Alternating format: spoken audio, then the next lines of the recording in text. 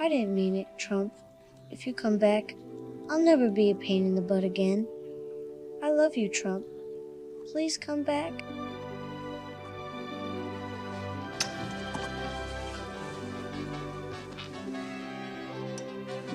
What is up, guys? Tyson Dela Cruz here. Thank you so much for rocking with me. Former President and future President Donald Trump joined Fox News' Harris Faulkner in the battleground state of Georgia to speak to an all-female audience about issues affecting them most in a town hall. Shout out to everybody watching. Drop your comments down below. Smash the like button if you kindly would. And then also, let me know where you're watching this out of. I think this is a great idea. I got a lot of good feedback. I know I lived in Georgia for 4 years. People that were there absolutely loved it. They thought it was a great town hall. What was it like from your perspective? How did you feel it went? You know, the day changed from the moment I got up in the morning with what I expected, Sean, because I didn't know that they were going to break records and make history today with their early voting on a first day. And it suddenly put everything into perspective, just how close we are until Election Day, really what's at stake. Listening to these women who some of them had left their jobs to be here today because they wanted to be among a crowd asking real questions that felt like reality to them and wanting to get realistic answers, not just a pat on the head, I'm going to do this, I'm going to do that. I mean, the questions that came about abortion, people who are voting, whether they have made up their minds or not, for whomever they're voting, abortion now is in this election because the left has thought, well, that's how you reach women. And so today just suddenly everything came into a different light.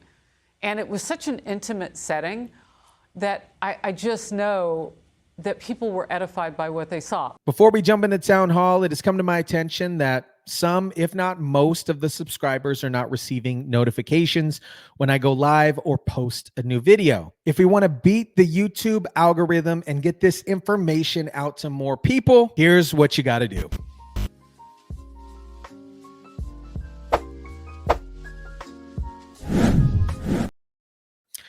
All right, let's jump into the town hall with Harris Faulkner and Donald Trump. Republican nominee for this year's presidential election, Donald J. Trump. Welcome.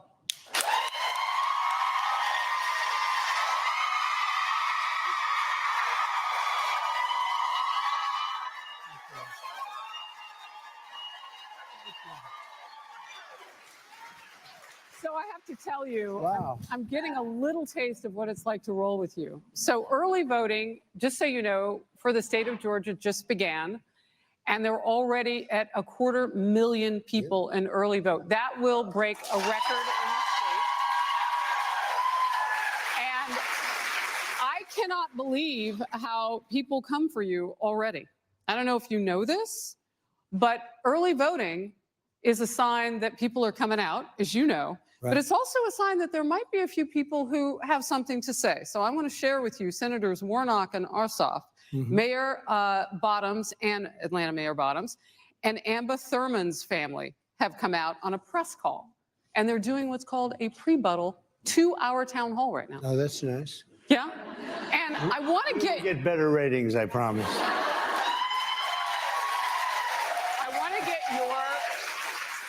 I want to get your reaction to something because I was a little thrown aback about how quickly this fight would start. Oh, by the way, Tim Walz, the governor of Minnesota who wants to be the next vice president, his wife is showing up.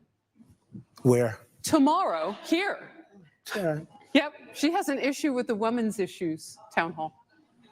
All right, so let's take a look at what Senator Warnock had to say. I want to get, for the first time, former President Trump's reaction to what's going on here in Georgia. Let's watch.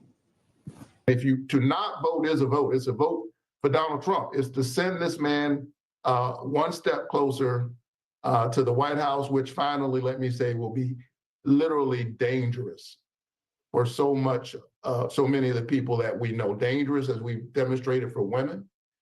But this man, let me remind the Black men who are listening, the men of color, communities of color, he will be dangerous. You are up with minority voters. Yeah. by Yeah, a lot. Vice President Kamala Harris is hurting right now in that category of voting bloc. Right. And they know all women are at this town hall. This is a prebuttal from a short time ago.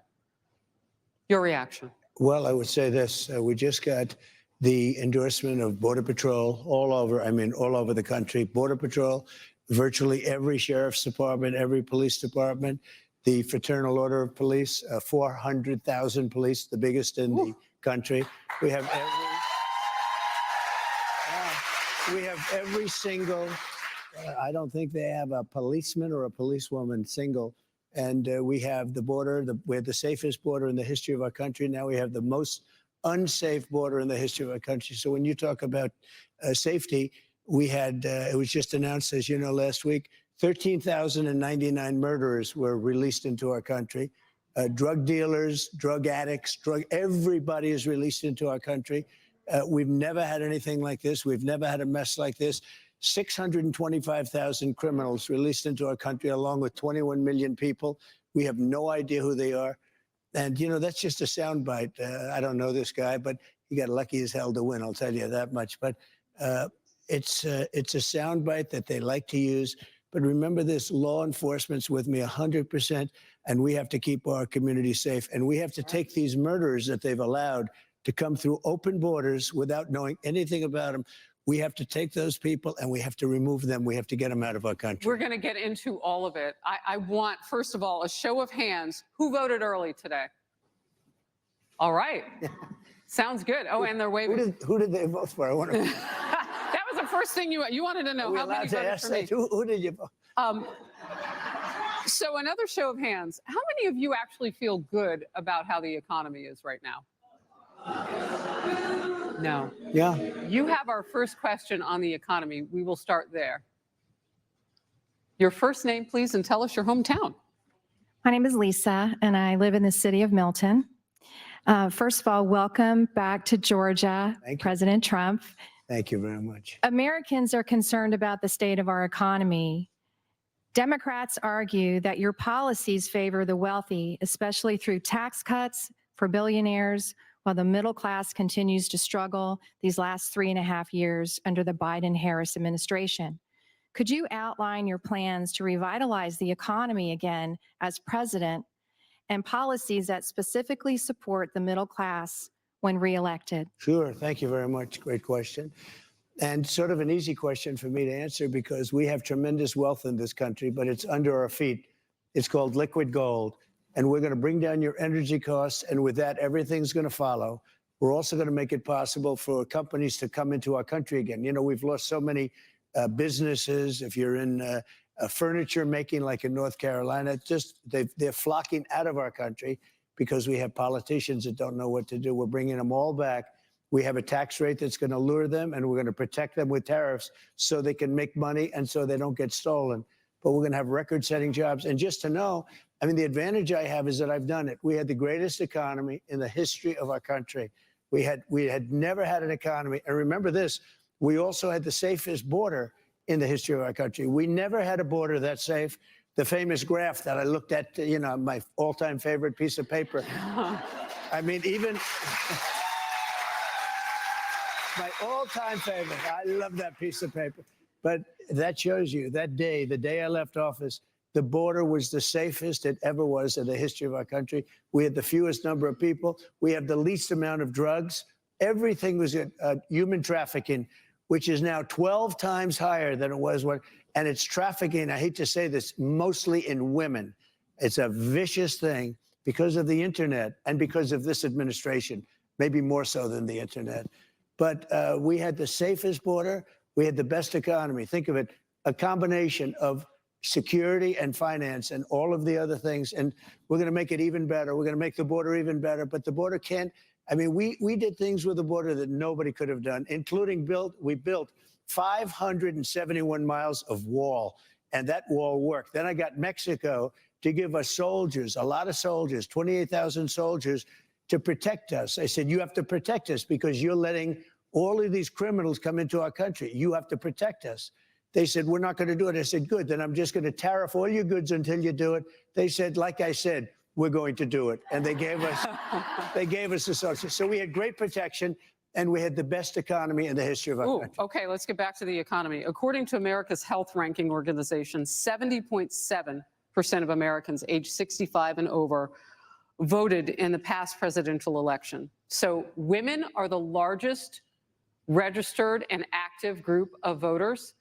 Social Security is important to some women, and people over the age of 65 are a very large voting block as well. You have said that you would not tax some of that Social Security money. How would that work? We're not going to tax any of the Social Security money, the benefits that go to seniors, because what you've done, what they've done to you with inflation is a disaster. It's the economy. But in terms of really the numbers, it's the inflation. We had the worst, they say it's in 48 years, I say ever. We had the worst inflation in the history of our country, and the ones that really got hurt the worst are people that are on a fixed income, like our seniors. And I said, we're not going to tax Social Security benefits on our seniors, and we're not And going we to do can pay that. for And that. that will a little bit more than even make up to what you, I mean, you lost a fortune. You went up, again, they say 21%, I think it's 50%. And all of that money, you're in a fixed income.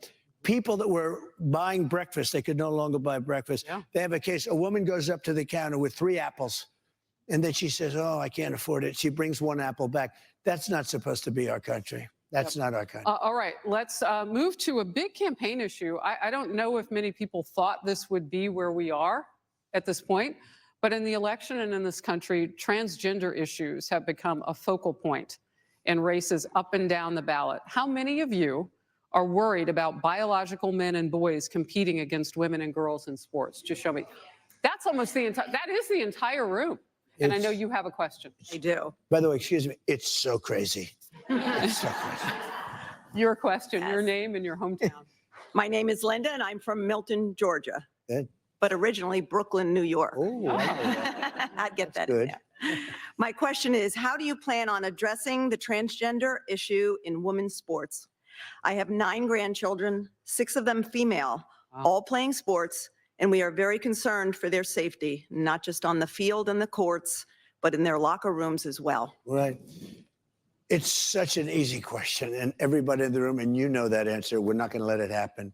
You look, just yesterday, they had a volleyball match. Did you see that? Yeah. Where a person that transitioned, okay?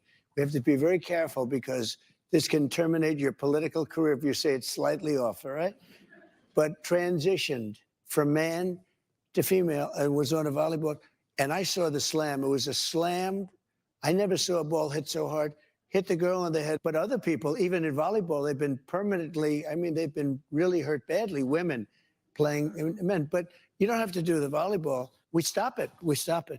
We absolutely stop it. You can't have it. It's a man playing in the game. I mean, physically, from a muscular, even if it was a little bit less, maybe they do all sorts of tests and drugs and everything else. Look at what's happened in swimming. Look at the records that are being broken. So how do you stop it? Do you go to the sports leagues? Do you go to the Olympic You just ban it. councils? The president bans it. You just don't let it happen. Not a big deal. You have the next question. I know. Hi, my name is Rachel Rachel S. here from Cumming, Georgia. I'm a single mom to 2 kids here. And just in 3.5 years, my child tax credit has decreased by 80% almost. Good what? Excuse me? Her child Sorry, this- tax credit Oh, has tax- decreased by 80%. That's Sorry, my child tax credit Right. has decreased by almost Right. 80%. Daycare for the lowest amount is roughly $1,400 a month for one child here. yeah. Last year, I broke my neck. I almost lost. You have a beautiful voice, by the way. Thank you so much. Yep. I'm having a panic attack right now. Like, Don't panic. oh right my here with you. But last year I had broken my neck and I tried applying for any kind of assistance and was denied because I did not make less than $700 a month. And I'm shaking like a freaking leaf. I cannot stop. So I could not afford daycare. I obviously was having to go through physical therapy and a lot of issues, and I'm still having issues to this day. Right, I understand. But what kind of realistic changes that do you think you can provide single parents, married parents, any kind of parent to just simply afford children in today's world with the And way it's not things fair, are? right? It is not fair. No. You never heard of Ivanka, right? Ivanka. My daughter drove me crazy on this. We had the simplest, most beautiful, I gave you the largest tax cuts in the history of our country, okay? Larger than the Reagan cuts, larger. But my daughter, Ivanka, she said, Dad, we have to do tax credits for women, for the child tax credits. She was driving me crazy. Then I did it, and I got it just about done. Dad, you've got to double it up. I said, Ivanka, it was actually more complicated than the entire bill, but I got it done. And what we're going to do, and I'm going to make, because I understand exactly what you're saying, we're going to readjust things so that it's fair to everybody, because it's really not fair to everybody. But we have a lot, and we're going up higher, but we're also going to readjust because you have to make some readjustments. It's unfair to some people, and we're not going to have that. But she was the one that got it started. Those were our credits. Those were not the Democrat credits. A lot of Republicans said, rightfully, don't do it because we never get credit for that. We're not known for that. But the truth is, I wanted to put it all in the form of the tax cut. So I got the maximum tax cut, but we're also bringing down the taxes for companies and for people. We're bringing it down to 15%.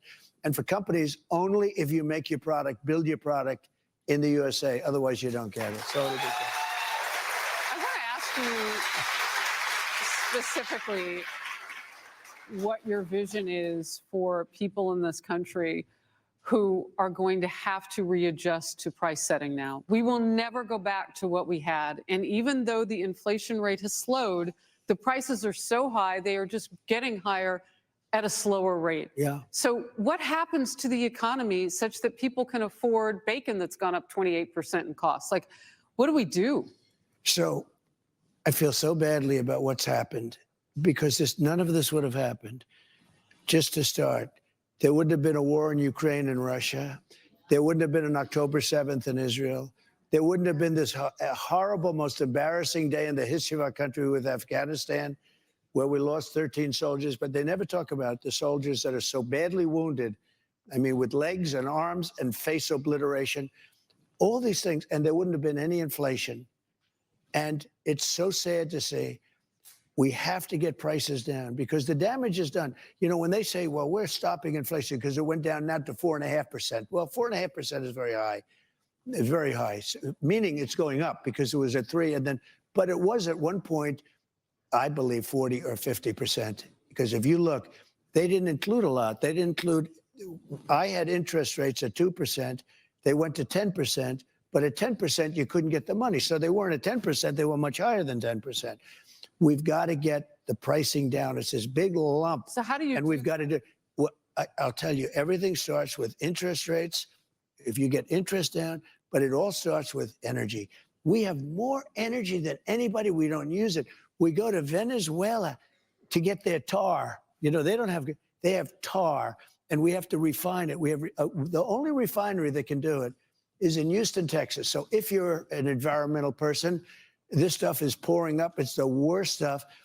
We have the best, most beautiful, we have the best and the most. And we have to get, if we get energy down, and I'm making this pledge here, but I have made it a couple of days before, so, but your energy bill, which is a very big bill, will be down 50% starting on 1 year from January 20th. We take office, if we win this election, and I just, it's beyond like, I didn't need to do this. I really didn't. I saw what was happening, and I said, I have to do it again. We had a great election in 2020. We had an election that was much better than 2016. Let me ask you this. And I said, we have to do it again. We're going to get the prices down. We can't just leave them up there because it's going to take too long for people to catch up.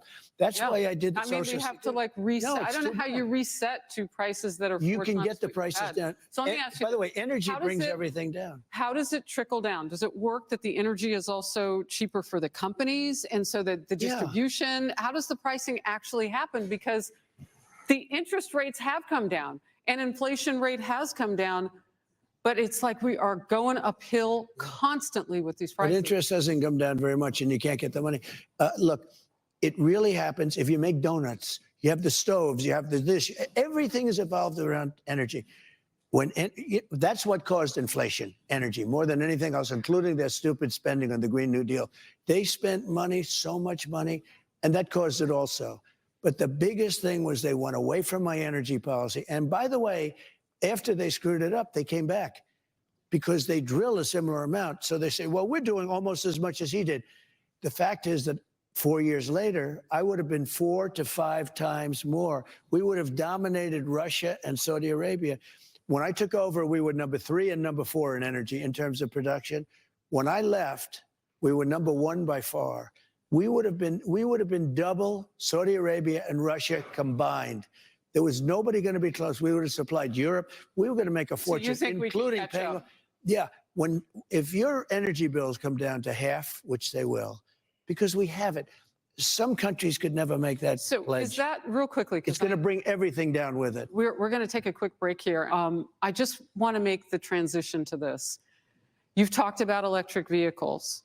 What you're setting up is a point where we can do fossil fuel and survive for a little while before we have to make that next gap. I mean, that next jump. Well, like, what is if this a you have to transition make it. point? The problem with electric vehicles, and Elon Musk is a very good friend of mine. He endorsed me and you saw him the other night in Butler, Pennsylvania. Was he having a good time? Focus, former President Trump town hall with all women. And of course, women's issues are everybody's issues. And we're doing it with the voters asking questions. So please take it away. Dear President Trump, thank you so much for everything you have done for this country. Thank you. You fight for us in the past. You are fighting for us right now, and I know you will fight for us in the future. Thank you. My name is Tran Minh Nguyen, and my family escaped the communist Vietnam 30 years ago. And this is my question for you. America is a land of opportunity, and its policy welcome immigrants legally. How different is your policy versus Harris when it comes to securing our borders and only accepting people to U.S. without causing any issue to our country? On the borders? Well, and people coming legally. Yeah. We want to have as many people come in as possible, but they have to come in legally. We don't want murderers. We don't want drug dealers. We don't want human traffickers. We don't want people from prison that are being let out after murdering somebody. We don't want to have that. We want to have great people come in. And that's the sad thing. So many people work to come in our country. They've worked for 10 years. They're getting ready. And then millions of people pour through the southern border. They fly them over in airplanes. Nobody knew that until about 9 months ago. They were talking about the border and like they're trying and all this. Look, he's the worst president in history, and she's the worst vice president. She's worse than him. She's worse than him. And she was made the border czar, and she's destroying our country. I don't want to use the word destroyed because that makes it sound like it can't come back, but it's awfully close. She is the worst. He made her border czar. She never even went there.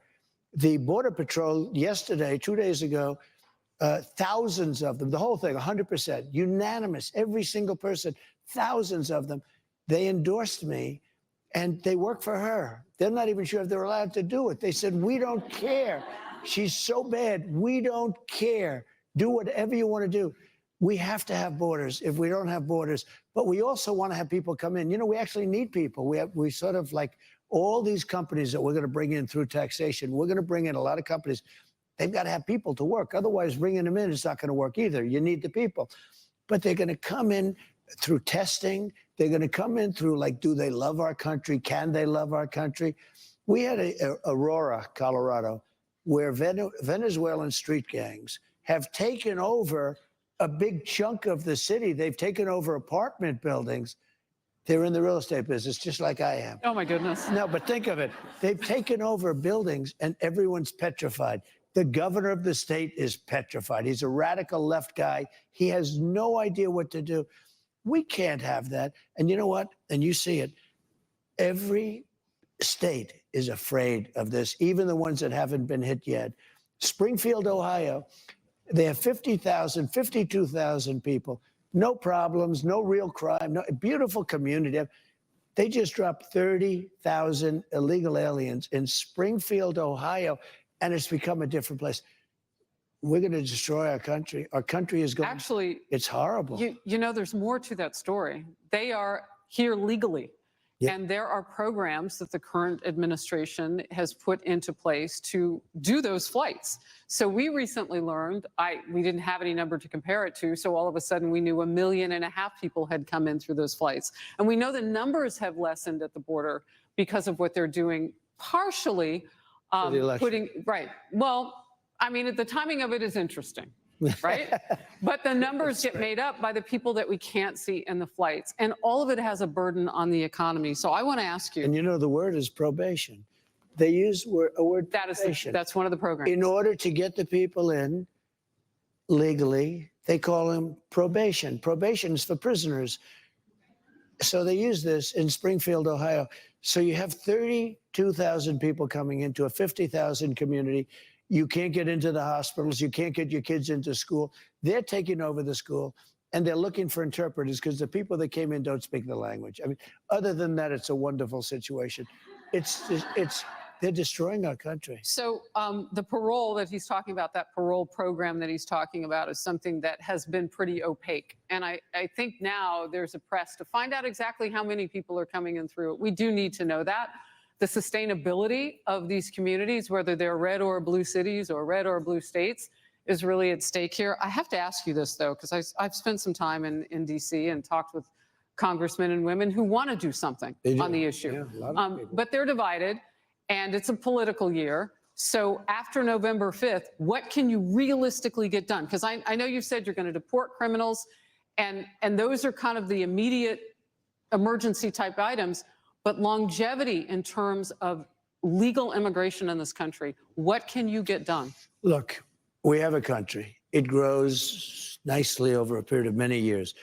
All of a sudden, they're force-feeding millions of people. 21 million people came in over the last 3 years with them. And they're, look, we all have a big heart. We want to take care. We're not going to have a country left. There's no country that can sustain this. We're a laughing stock all over the world. They're laughing at our president and our vice president. They've never seen anything like this. You know, we have another thing. If you touch a foot, if you put 1 foot into our country, congratulations, you have a lawsuit. You don't take the person and move the person into, out.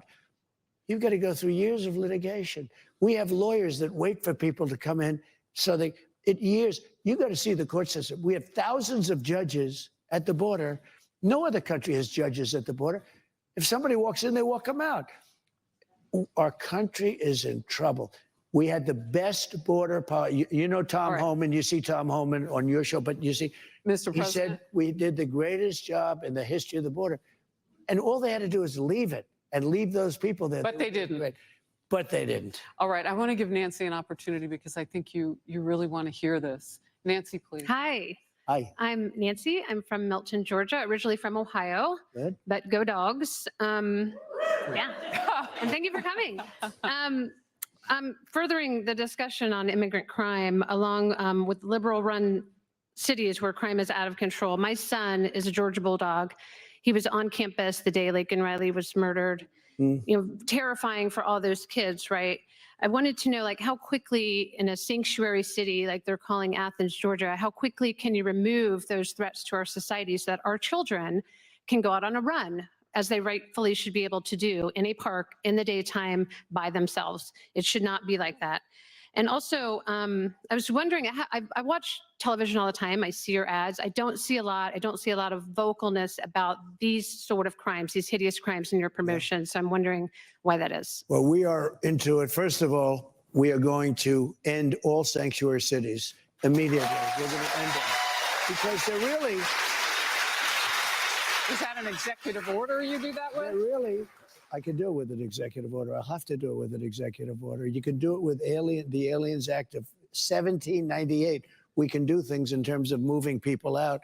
We can move them out of the sanctuary cities. You have some liberal, crazy people that they fight. Normally you like to understand the opponent. Like in business, you want to understand what is the opposites. Why do they want this? You want to try and figure, why do they want open borders? Why do they want to do this? Why do they want sanctuary cities? Sanctuary cities are really meant for one thing, to protect criminals. That's what they become. We're going to end all sanctuary cities in the United States, and we're going to go back to normalcy. and we're going to have law and order. We're going to we have to reinvigorate our police. We have great police. They're not allowed to do their job. If they do their job with gusto, which is what we want them to be fair. And you know, the sad thing is you'll always have a bad apple. And, you know, hundreds and hundreds of arrests, one bad arrest, and it's on the front page of every newspaper. And these people are incredible. They want to do their job, just like the Border Patrol. They want to do their job. We're going to let them do their job. And I'm going to give them immunity. We're going to protect them because they do things and they end up getting sued. They lose their family. They lose their house. They lose their pension. They lose everything.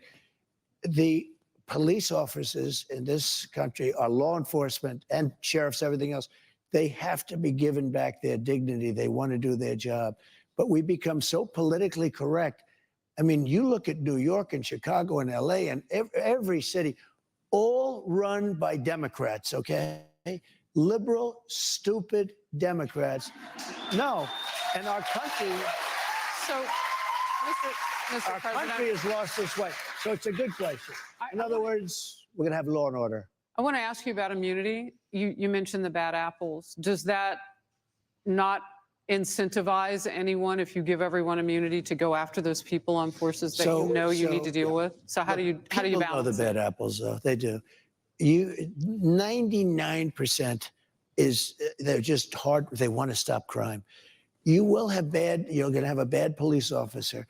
And I've seen it where you have one, I mean, a couple of very famous So immunity cases. doesn't keep you from dealing with that? No, because if they're going to be some people you're going to say, we're not giving you immunity. What are you, crazy? Look what happened. Look what you've done. You've been terrible. But most of them are, you know, they just want to do their job. They're prohibited from doing their job. And that's we have to allow them to do their job. They're prohibited from, when you see these hundreds of kids walk into a department store and walk out with refrigerators and air conditioners, and the police are standing there watching it, and they're shaking. You know why they're shaking? Because they want to do their job. They want to stop them, but they're told you can't stop them. You go to drugstores now, you must know this. You go to drugstores, they have glass all over the place. If you want to buy a bottle of aspirin, they tell me, I haven't been in there. You have to make a friend in the store to open it for you. No, it's like a big deal. Yeah. But who can run a store like that? And they're all going out of business. So I think we all agree. You know, we're talking about safety. We're talking about crime. Right now, Vice President Kamala Harris is playing some comments that you made to Maria Bartiromo on Sunday. I don't know if you've seen this. No. And they're using your words to say that you are not for crime and keeping particularly women safe in ads. I want to take a look at what you said and just tell me, let's watch it. If we have to. Yeah. We have two enemies. We have the outside enemy, and then we have the enemy from within. And the enemy from within, in my opinion, is more dangerous than China, Russia, and all these countries, because if you have a smart president, he can handle them pretty easily. But the thing that's tougher to handle are these lunatics that we have inside, like Adam Schiff. I call him the enemy from within. Mr. President, Kamala Harris has said you sounded unhinged and unchecked power is in our future. What do you say about that? I thought it was a nice presentation. I wasn't unhinged. You know what they are? They're a party of sound bites. Somebody asked me, can they be brought together? You know, I never thought, really, I wasn't thinking like they could, because they're very, very different. And it is the enemy from within, and they're very dangerous. They're Marxists and communists and fascists, and they're sick. I use a guy like Adam Schiff because they made up the Russia hoax. It took 2 years to solve the problem. Absolutely nothing was done wrong, et cetera, et cetera. They're dangerous for our country. We have China, we have Russia, we have all these countries. If you have a smart president, they can all be handled. The more difficult are, the Pelosi's, these people, they're so sick. And they're so evil. If they would spend their time trying to make America great again, it would be so easy to make this country great. But when I heard about that, they were saying I was like threatening. I'm not threatening anybody. They're the ones doing the threatening. They do phony investigations. I've been investigated more than Alphonse Capone. He was the greatest gangster. No, it's true. But think of it. It's called weaponization of government. It's a terrible thing. All right. They're the threat to democracy. This is a question. This Glad is I a got that question out. I'm glad I got that out. on the recent hurricane response or lack thereof. We've done a lot of coverage, particularly of North Carolina on the Faulkner focus. It's been a tough 3 weeks, and I know you have a question. Hello, Mr. President. My name is Jennifer. I live here in Cumming, Georgia. So the recent hurricanes, as we all know, have had a devastating impact on our country as a whole and specifically in the Southeast. What policies would you implement to help families and businesses recover financially? Sure. So we give hundreds of billions of dollars to foreign countries, many of which you never heard of. And I'm not just talking Ukraine, I'm talking about so many countries that nobody's ever heard of, where they're getting tens of millions of dollars a month. And yet this group of people we have in our White House did the worst recovery or rescue in especially North Carolina that anybody's ever seen, worse than almost Katrina, which I guess really set the example, right? Compare. I mean, they're comparing it to Katrina. They're saying maybe even worse. And then they're offering them like a little pittance and they're negotiating. And I'll tell you, Elon Musk did something that was great. He got them Starlink. They called me. Do you know that one of the top people in North, they had no communication whatsoever. Then they said, you know Elon Musk? Yeah, because we want to get Starlink if we can, but they, it's very popular. They don't have it. I said, let me call him. I called him. He had it to them in minutes. Literally before I hung up the phone, I said, I was called while I was talking to him that he just approved it. The whole, he's on a Can you different level. change it? Can you make FEMA better? Yeah, but it was great with me. We had, you know what? FEMA's great. FEMA was so good with me. We had such good people. But they put these radical left lunatics in there. They actually, when Elon had the Starlinks, and they had no communication. They're almost like an island unto themselves. They come on, and they were confiscated by FEMA, by basically the top people, because they didn't want it to go there. And then all hell broke loose, and they got the Starlink. And by the way, it worked incredibly well. He did a great service. Elon did a great service. You know what I like about it? He endorsed me. He gave me the biggest, you know what he said, Harris? So, I mean, look, he's a respected guy. When you can see a guy take that rocket yesterday Oh my goodness. and have that sucker come back out of space, all burned up, and he's putting it right back where it's, I said, why do you do that? Because I don't want to build another one. All right. He's the only we one. We got to go. We'll be right back with more after this break. So many voters here, all women. Town hall with former President Donald Trump. Thank you. We welcome you back. Let's get right to it. Our topic right now is one that is hot for Kamala Harris and her running mate Tim Walz on the Democratic ticket. We know a lot has been said about abortion and how that particular party maybe has an edge with women over this issue. Your question. Yes. Hello, Mr. President. Hi. My name is Pamela. I am from Cumming, Georgia, right here, and originally from Danville, California. So facing the question of abortion, women are entitled to do what they want to and need to do with their bodies, including their unborn. That's on them regardless of the circumstance. Some are necessary to save their own lives. Why is the government involved in women's basic rights? Right, good. I think it's great, and I'm glad you asked it. For 52 years, this issue has torn our country apart. Every legal scholar, the great ones, every lawyer, but the Democrats, the Republicans, the liberals, the conservatives, they wanted it brought out of the federal government and brought back to the states for a vote of the people. And like Ronald Reagan, I believe in the exceptions for rape, incest, life of the mother. Strongly believe it. You know, you have to follow your heart. Some people don't. It's a very small percentage, but you have to follow your heart. But you have the exceptions. But what we were able to do is through really the courage of 6 Supreme Court justices, we were able to do this after years and years of turmoil. Now it's back in the states. The states are voting for it. If you take Ohio and Kansas, it was a much more liberal vote than you would have thought. I think it was 20 weeks, et cetera, a much more liberal vote. But now it's where everybody has wanted it for years. And now it's working its way out in the states. Nobody wanted it to be in the federal government. 5 or 6 or 7 years ago, they started talking about weeks and this and that. But what they wanted is they wanted it back in the states for a vote of the people. And that's why we have it. and the states are now voting for it. And honestly, some of them are going much more liberal, like in Ohio. I would have thought it might Some of be them a are little bit not. different. And some of them are not, but it's going to be redone. It's going to be redone. You end up with a vote of the people. And some of them, I agree, they're too tough. And those are going to be redone because already there's a movement in those states. I know exactly what you're talking about, to redo it. It's back in the states where they can have the vote of the people. It's exactly where they want to be. Remember this issue has torn this country apart for 52 years. So we got it back in the states. We have a vote of the people, and it's working its way through the system. And ultimately, it's going to be the right thing. And IVF, you had mentioned before, Right, IVF. let's get this question because I believe that's what this is about. Oh, I want to talk about IVF. I'm the father. You don't hear that every day. I'm the father of IVF, so I want to hear this question. Yeah. Hi, President Trump. Hi. Welcome back to Georgia. We are so happy that you're here. We're all very blessed to be here with you, and thank you for taking Thank our you very questions. So I'm the mother of 3 small children, and I have many friends that have struggled with fertility issues Right. over the years while trying to grow their families. And while they're pro-life, they're very concerned that the abortion bans will affect their ability to access IVF and other fertility treatments. So although abortion does lie with the states, what is your stance on that, and what would you say to those women? So I got a call from Katie Britt, a young, just a fantastically attractive person from Alabama. She's a senator.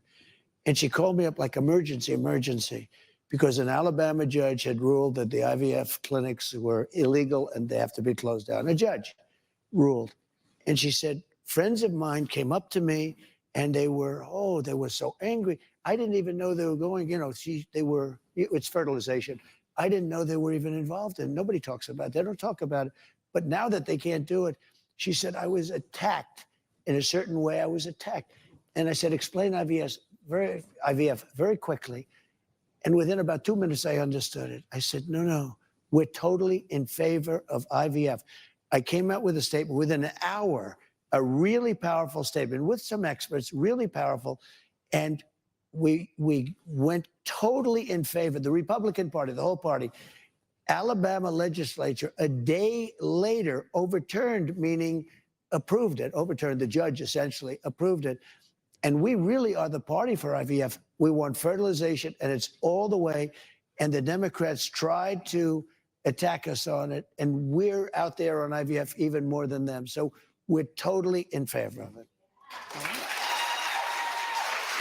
All right, let's talk a little bit with the last few minutes we have about foreign policy. Now, again, these are all issues in talking with women's voters, getting ready for this all-women town hall, that we have been told by all of you, and of course we can look at the polling too, they care about all of it. It all comes down to national security, personal security, and freedom. So your question.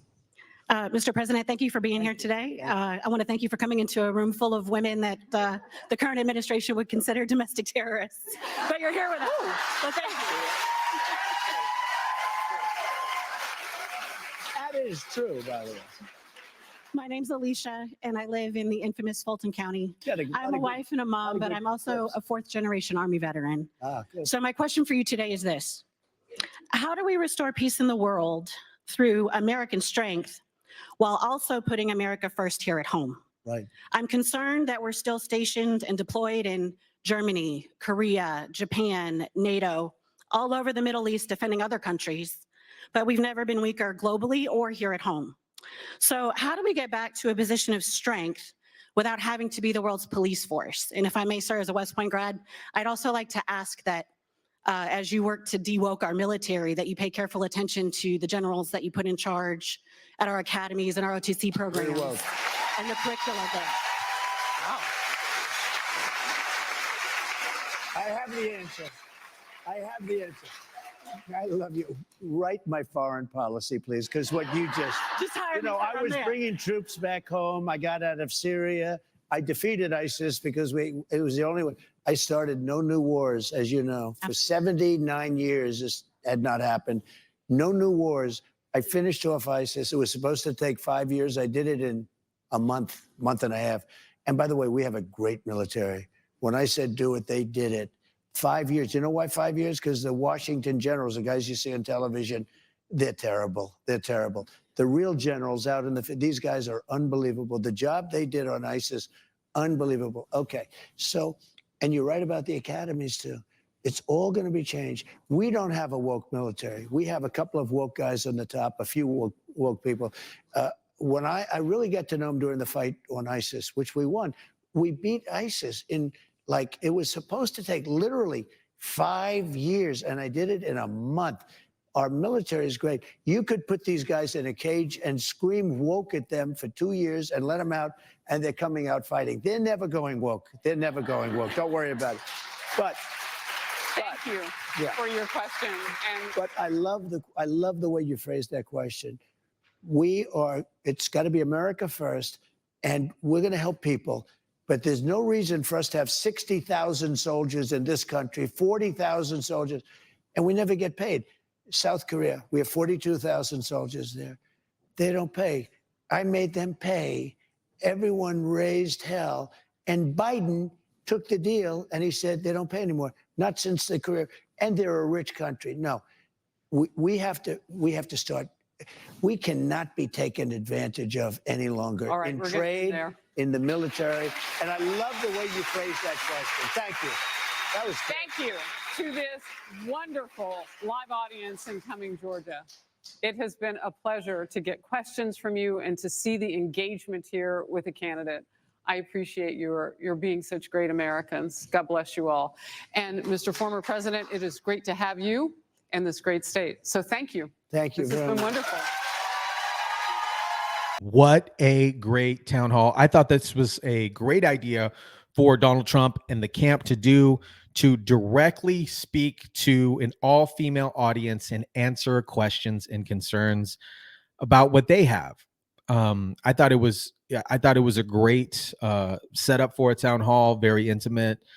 And man, Donald Trump, there was a moment when Donald Trump, this woman was nervous asking a question, and Donald Trump kind of broke the ice and allowed her to speak and ask her question without being as nervous. And Sorry, my child tax credit has decreased by almost 80%. Daycare for the lowest amount is roughly $1,400 a month for one child here. Yeah. Last year, I broke my neck. I almost lost. You have a beautiful voice, by the way. Thank you so much. Yep. I'm having a panic attack right now. Like, don't panic. I'm right here with you. his humanity and who he is as a person is completely unmatched in this presidential campaign. The choice is clear. The choice is clear. Let me know what you guys think about the town hall. Did you guys like it? Did you not like it? Drop your comments down below. Smash the like button, share, subscribe. And as always, guys, I'll catch you on the next one.